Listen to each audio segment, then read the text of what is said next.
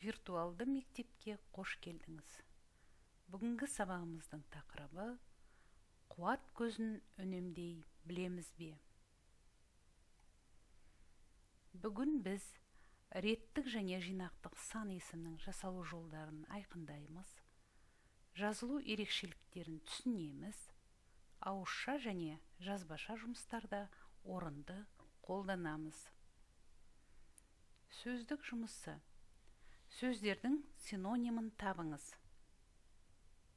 Жаңа сөздер: энергия, жылу, құрылғы, үнемдеу. Осы сөздердің синонимдерін табыңыз. Тапсырманы орындап болсаңыз, ықтимал жауабымен сәйкестендіріңіз. Энергия — қуат, күш. Жылу — ыстық. Құрылғы — құрал. Үнемдеу — ықшамдап қолдану. Келесі тапсырма. Берілген сөздерді қолданып, сөз тіркесін құрастырыңыз. Қажетті сөздер: баламалы, құрылғы, қуат, жылыну, тұрмыстық, энергия, ғаламдық, орнату, техника, көзі. Мысалы: қуат көзі.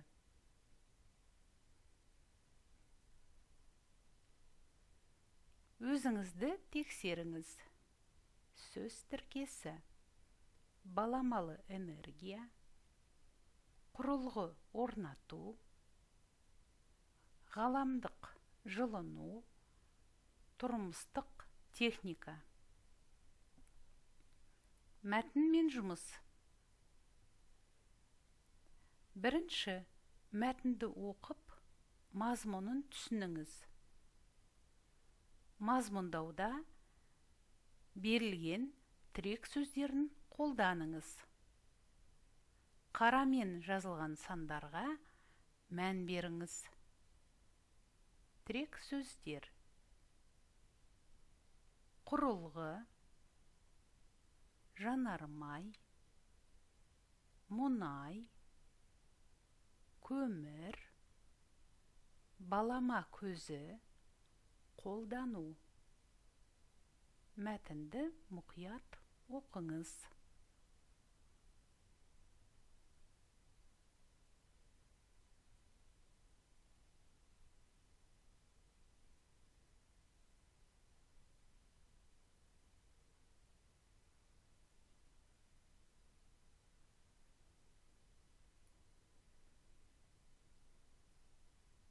Мәтіннен сан есімдерді тауып, реттік сан есімге айналдырыңыз. Жасалу жолын түсіндіріңіз. Төмендегі ережені қолданыңыз. Реттік сан есімнің жасалу жолдары.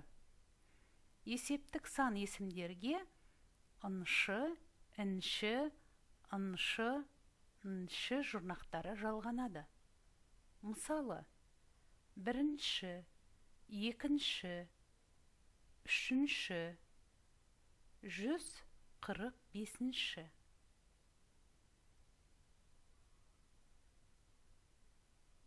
Мәтіннен сан есімдерді тауып, кестені толтырыңыз.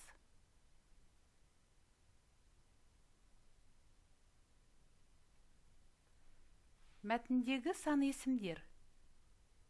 Ықтимал жауабы: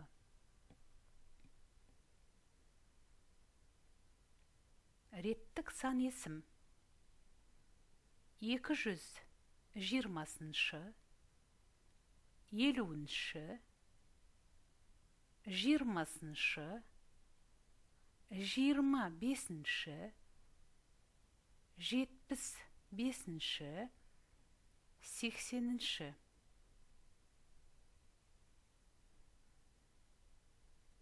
Келесі тапсырма. Берілген сан есімдерді жинақтық сан есімге айналдырып, сөйлем құраңыз. Ережені қолданыңыз. Жинақтық сан есім заттың жинақталған санын білдіріп, нешеу деген сұраққа жауап береді. Жинақтық сан есімдер саны жетеу, бірден жетіге дейін. Олар ау, еу жұрнақтары арқылы жасалады.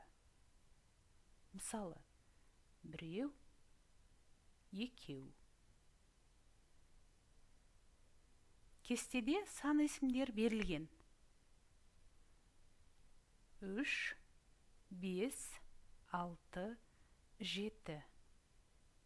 Осы сан есімдерді қолданып, жинақтық сан есім құрастырыңыз және сөйлем құраңыз.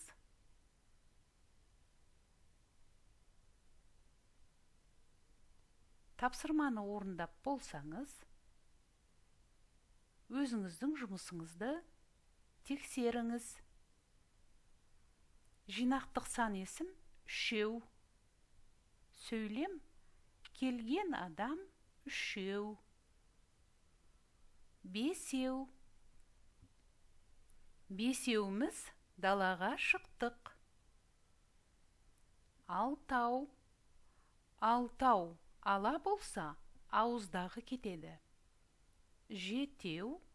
Наурыз көжеге қосылатын тағам жетеу. Келесі тапсырма мәселе, пікір, ұсыныс кестесі арқылы мәтін мазмұнын бекітіңіз. Мәтіндегі мәселе, менің пікірім, менің ұсынысым, шешу жолдары.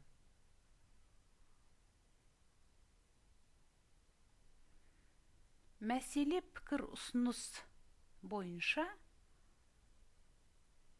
ықтимал жауабы. Өзіңізді тексеріңіз. Жауабыңызды сәйкестендіріңіз. Мәтіндегі мәселе баламалы энергияның пайда болуы.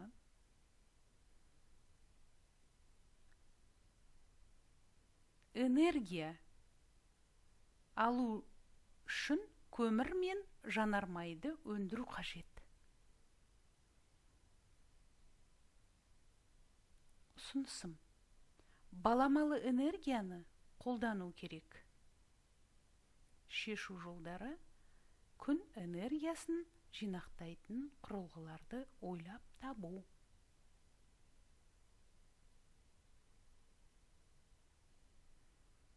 Кілт арқылы қуат көзін үнемдеудің 5 жолын ұсыныңыз.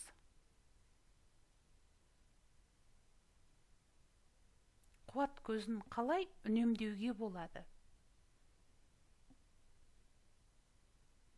5 ұсынысыңызды жазыңыз.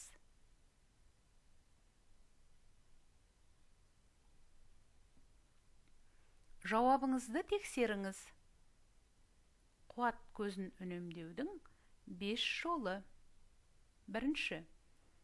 Бөлмеден немесе үйден шығарда шамның барлығын сөндіріңіз. Екінші. Электр энергиясын аз пайдаланатын, яғни энергия үнемдегіш шамдарды қолданыңыз. Үшінші. Желдеткіш пен кондиционерді жиі пайдаланбай, кей кездері терезені ашыңыз. Төртінші. Тамақты жылыту керек болған жағдайда электр пешінің орнына микротолқынды пешті қолданыңыз. Бесінші. Тоңазытқышты таза ұстаңыз. Моторы жақсы сақталса, энергияны үнемдейсіз. Баламалы энергияның пайдасы тақырыбына шағын эссе жазыңыз. Реттік және жинақтық сан есімдерді қолданыңыз. 40-50 сөз. Эссе құрылымын пайдаланыңыз. Бірінші, кіріспе. Тақырыпқа байланысты пікір білдіріңіз. Негізгі бөлім. Не үшін қуат көзін үнемдеу керек деген сұраққа жауап беріңіз. Ойыңызды 2-3 аргументпен дәлелдеңіз. Реттік және жинақтық сан есімдерді қолданыңыз. Қорытынды бөлімі энергияны тиімді қолдануға байланысты ұсыныстар айтып, ойыңызды қорытындылаңыз.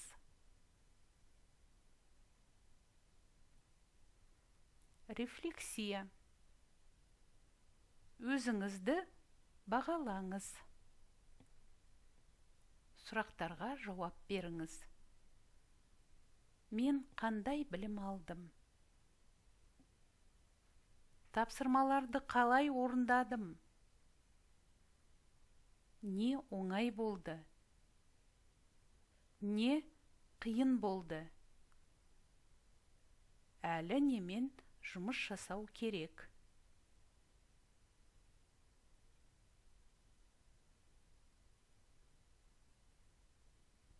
Сабақ аяқталды.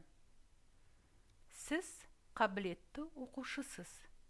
Көңіл қойып тыңдағаныңызға рахмет.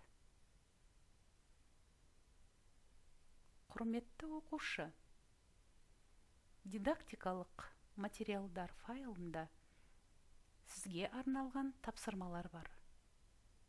Сол тапсырмаларды орындап, нұсқаулық арқылы өзіңізді тексеруіңізге болады. Сізге сәттілік.